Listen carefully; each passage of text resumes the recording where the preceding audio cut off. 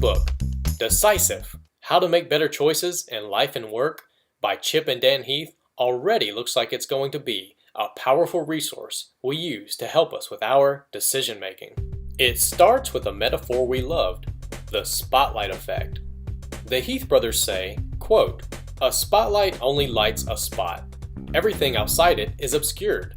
So we don't think to ask a lot of obvious questions.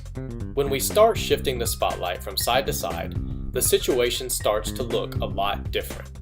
We can't make a good decision without this spotlight shifting. That is the core difficulty of decision making. What's in the spotlight will rarely be everything we need to make a good decision, but we won't always remember to shift the light." Unquote. The Heath brothers also say that there are 4 steps, or stages, in the decision-making process itself.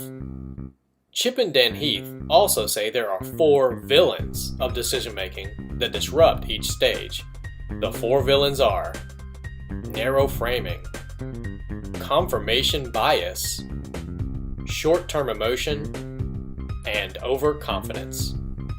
The 4 stages and their 4 villains, according to the Heath brothers, are, quote, Number 1, you encounter a choice.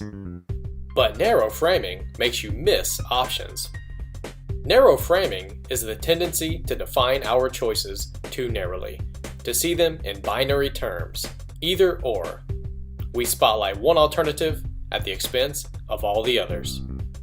Number 2, you analyze your options, but the confirmation bias leads you to gather self-serving info.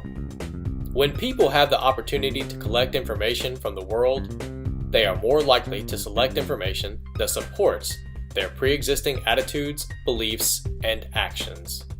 Number 3, you make a choice, but short-term emotion will often tempt you to make the wrong one. When we've got a difficult decision to make, our feelings churn. We replay the same arguments in our head.